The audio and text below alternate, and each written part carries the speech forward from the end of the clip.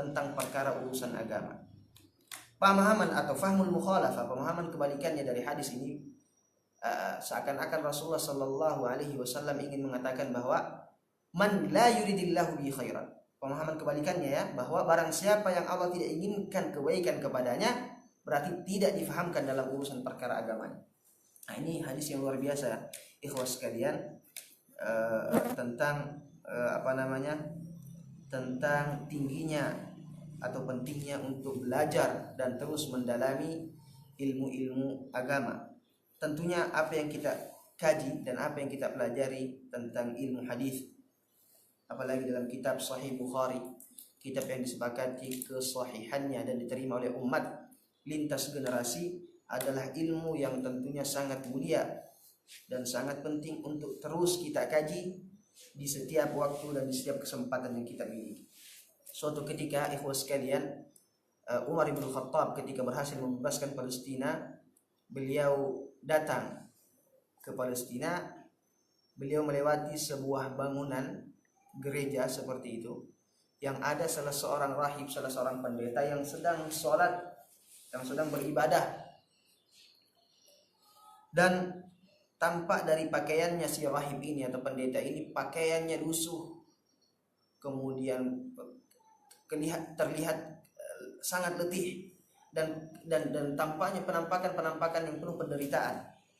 Artinya apa? Bahwa rahib ini betul-betul mewakafkan dirinya untuk beribadah menurut pemahamannya, beribadah dan mewakafkan dirinya untuk ibadahnya. Ketika Umar bin Khattab melihat Umar bin Khattab menangis dan membacakan ayat dalam surat Al-Ghasyiyah, amilatun nasibah tasla naran hamiyah. Jadi kata Umar, amilatun nasibah, amilah artinya bekerja keras, amilah bekerja, nasibah penuh dengan pekerjaan yang berat. Artinya apa? Betul-betul kelihatan kepenatannya. Tasla naran hamiyah, yang disayangkan, yang disedihkan ketika pekerjaan dan ibadahnya kemudian itu malah memasukkannya ke dalam neraka. Ulama mengatakan, ikhwas sekalian, bahwa rahib ini dengan ibadah yang sangat banyak, dengan ibadah yang sangat besar, beribadah sepanjang waktu, tapi kemudian ibadahnya tidak didasari oleh ilmu, tidak memahami hakikat kebenaran, tidak memahami bagaimana jalan menuju Tuhan. Akhirnya ibadahnya, sholatnya, doanya, lapar dahaganya untuk ibadah itu ditolak. Ibadahnya itu kemudian tertolak, ibadahnya tertolak karena tidak memahami dasar-dasar ilmu yang benar. Ikhwas sekalian, maksud kami ini muqaddimah bahwa momentum atau hari-hari yang kita jalani sekarang ini, di mana kita ketahui bersama bahwa kita sedang diuji dengan sebuah wabah yang sudah menjadi pandemi, wabah yang sangat cepat kemudian tersebar, dan penyakit ini atau virus ini adalah virus yang dikatakan oleh Badan Kesehatan Dunia sebagai virus yang berbahaya. Bahkan kota kita, wilayah kita juga kemudian sudah masuk atau sudah sudah menjadi wilayah yang merah atau zona merah. Ini momentum, ikhwas sekalian, bahwa orang yang mendapatkan hidayah, mendapatkan taufik, orang yang diberi taufik oleh Allah Subhanahu wa taala di zaman ini adalah orang yang kemudian mampu melihat ujian, musibah atau virus ini sebagai hikmah besar yang Allah Subhanahu wa taala ingin berikan kepada kita. Ulama mengatakan al-mihan fi tayyatiha al-minah war-razaya fi tayyatiha al-hadaya.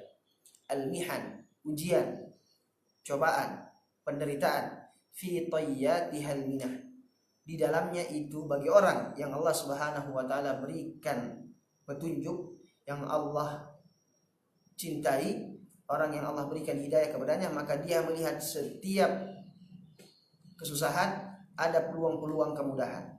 Setiap penderitaan ada peluang-peluang kebaikan. Begitu juga dengan kondisi kita, bahwa kalau sebelumnya kita seringkali mencari waktu ketika pekerjaan kita yang banyak, kemudian urusan-urusan keluarga juga yang banyak bertumpuk-tumpuk, kadang kita mengeluh ketika ada tugas pelajaran atau ada ilmu yang ingin kita pelajari, kita mengeluh bahwa tidak ada waktu karena kesibukan. Sekarang ini salah satu hikmah mungkin yang bisa kita ambil, ikhwah sekalian, bahwa kita punya lebih banyak waktu untuk membayar utang-utang keilmuan kita. Kita punya banyak utang, kita punya banyak kewajiban. Kita masih ingat perkataan daripada Imam Hasan al-Banna yang mengatakan bahwa al-wajibat aktsaru minal awqat, bahwa kewajiban kita lebih banyak daripada waktu yang kita miliki. Maka orang yang muwaffaq, orang yang Allah berikan petunjuk di hari-hari ini, orang-orang yang bisa melihat bahwa musibah ini sebenarnya peluang besar untuk kembali membuka buku-buku yang mungkin sudah usang di rumah kita, kembali menghafalkan Al-Quran yang mungkin sudah kita lupakan, kembali mengkaji tafsir, membaca terjemahannya, kembali mempelajari akidah, kembali membaca tentang sirah Nabi Shallallahu Alaihi Wasallam, kembali membaca ilmu-ilmu wawasan yang luas, juga kemudian kembali mempelajari kitab hadis yang kita miliki, kitab Sahih Al-Bukhari. Sekalian, Imam Khalil Ibnu Ahmad ini adalah kiblatnya ilmu bahasa, ilmu lughah dan ilmu fikih, termasuk ulama besar. Beliau dulunya adalah orang yang biasa, belajarnya yang biasa-biasa, sampai suatu ketika beliau punya azam, punya keinginan untuk bagaimana memberikan kepada waktunya itu waktu khusus untuk belajar. Tapi karena kesibukan, akhirnya beliau memilih untuk mengunci pintu rumahnya. Beliau mengatakan, wa inni la aghliqu alayya babi fama yujawizu hammi. Aku kunci rumahku, maka setelah aku kunci rumah dan aku iktikaf, aku karantinakan diriku untuk ilmu. Setelahnya fama yujawizu hammi, maka semua kesibukan, semua masalah, baik itu masalah-masalah menyangkut tentang keluarga atau masalah-masalah yang lain, semua masalah-masalahnya akhirnya hilang, tidak bisa masuk melewati pintunya. Kesibukannya, kemudian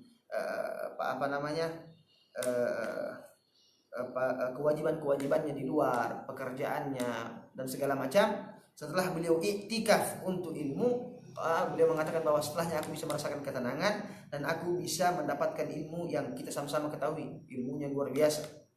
Ikhwah sekalian, di muqaddimah ini kami ingin mengatakan bahwa kalau Khalil Ibnu Ahmad, ulama tadi, harus mengunci pintu rumahnya untuk bisa membayar utang-utang keilmuannya, untuk bisa lebih fokus untuk belajar dan menghafalkan pelajarannya, maka kita ikhwah sekalian, kita sudah disistemkan, kita sudah diprogram langsung oleh pemerintah untuk mengkarantina diri di rumah, untuk mengisolasi diri, tidak banyak beraktivitas.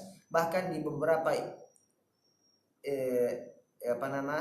di beberapa perusahaan atau institusi atau kantor-kantor, bahkan sekarang ini meliburkan seluruh karyawannya.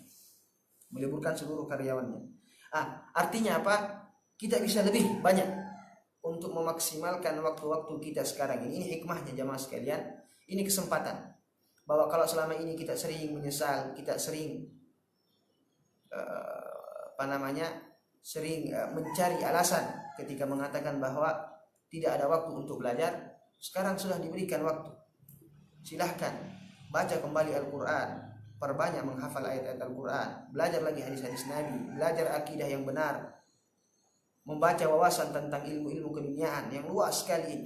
Al-ilmu bahrun muntahahu yab'udu. Ilmu ini ibarat lautan yang tidak kelihatan ujungnya. Tidak ada yang mampu kemudian untuk menyeberangi dan mendapatkan semua ilmu, saking luasnya ilmu. Artinya apa? Sekarang kesempatan. Al-mihan fi tayyatihal minah. kesempatan kita melihat peluang daripada ujian dan cobaan yang Allah Subhanahu wa taala berikan. Ikhwas sekalian, kita di pembahasan kita dalam kitab Mukhtasar Sahih Bukhari, kitab ringkasan Sahih Bukhari yang dikarang oleh Imam Az-Zubaydi atau Imam Az-Zabidi, kita sampai di hadis yang ke-78 kalau tidak salah.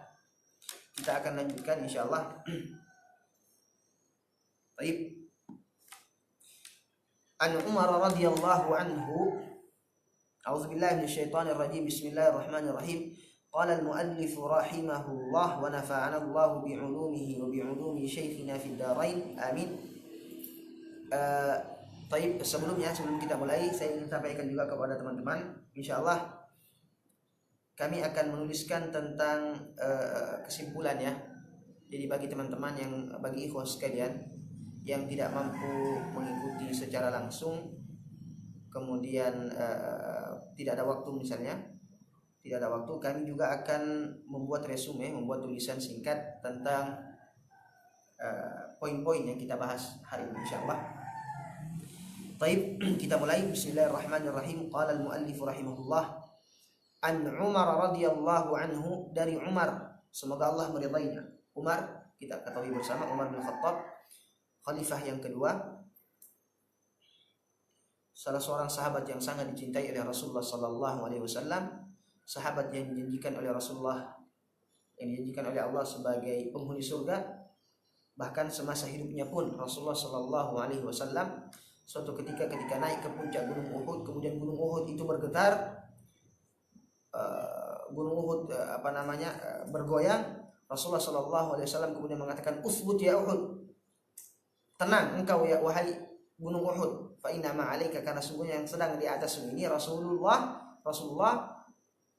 was-Siddiq, Abu Bakar as-Siddiq, wasyahidan, dan dua orang syahid." Ketika itu Rasulullah bersama Abu Bakar, Umar, dan Utsman ibn Affan.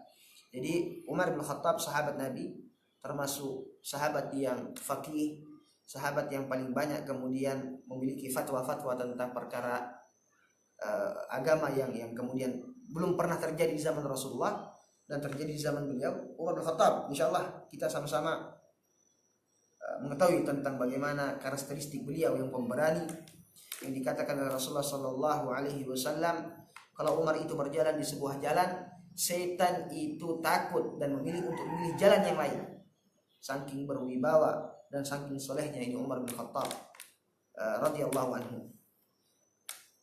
Beliau mengatakan, kuntu ana wa jarun li min al-ansar fi Bani Umayyah, bahwa dulu saya, kata beliau, bersama dengan salah seorang tetangga saya dari kaum Ansar, fi Bani Umayyah bin Zaid, di kabilah Umayyah bin Zaid. Ada sebuah kabilah namanya Umayyah bin Zaid. Wahia min awalil Madinah, yang mana tempatnya itu, wilayahnya itu adalah di sebuah kampung sebelah timur Madinah. Jadi awali itu artinya qura, pinggiran atau kampung Madinah. Jadi sebuah wilayah di Madinah sebelah timur. Dikatakan Umar ibn Khattab ketika itu tinggal bersama dengan tetangganya. Tetangganya ini dalam redaksi yang lain bernama Utban atau Itban ibnu Malik, salah seorang sahabat juga. Dan Utban ibnu Malik ini, ikhwas sekalian, adalah salah seorang sahabat dari Khazraj, dari kaum Ansar, orang asli Madinah atau kabilah Madinah, yang dipersaudarakan oleh Rasulullah SAW kepada Umar bin Khattab. Jadi ketika datang hijrah, mereka setelah Rasulullah membangun masjid, Rasulullah mempersaudarakan. Di antara beberapa para sahabat, di antaranya adalah Umar bin Khattab dipersaudarakan dengan sahabat ini, tetangganya ini, Utban bin Malik. Wa kunna natanawabun nuzula ala Rasulillah, dan kami, yaitu Umar bin Khattab dengan sahabatnya tadi Utban, kita itu bergantian mendatangi Rasulullah sallallahu alaihi wasallam. Ikhwas sekalian, jadi Umar bin Khattab ini kerjasama dengan Utban punya sebuah tanah perkebunan ya, mungkin begitu, di pinggiran kota Madinah. Dan mereka ini sip-sipan. Ya, at-tanawub itu artinya sip-sipannya. Ini babnya, bab hadis ini adalah bab at-tanawub fil ilm, bab gantian dalam belajar. Kita akan jelaskan nanti apa maksudnya. Jadi sip-sipan. Sehari Umar ibn Khattab menjaga kebun, di hari itu pula saudaranya tadi Itban ibn Malik radhiyallahu anhu datang untuk hadir bersama Nabi, mendengarkan ceramah, mendengarkan hadis, mendengarkan wahyu yang turun mungkin kalau ada, dan menyalakan tentang apa saja, bermulazamah, bertalaki bersama Rasulullah sehari. Hari besoknya gantian, Umar lagi yang datang kepada Nabi di masjid Nabi, dan sahabatnya tadi yang menjaga kebun. Wa kunna natanawabun nuzula ala Rasulullah, kita bergantian sip-sipan untuk belajar bersama Rasulullah, yanzilu yauman wa anzilu yauman. Aku turun sehari dan beliau turun sehari, ganti-gantian. Fa idza nazaltu ji'tuhu bi khabari dzalikal yaum.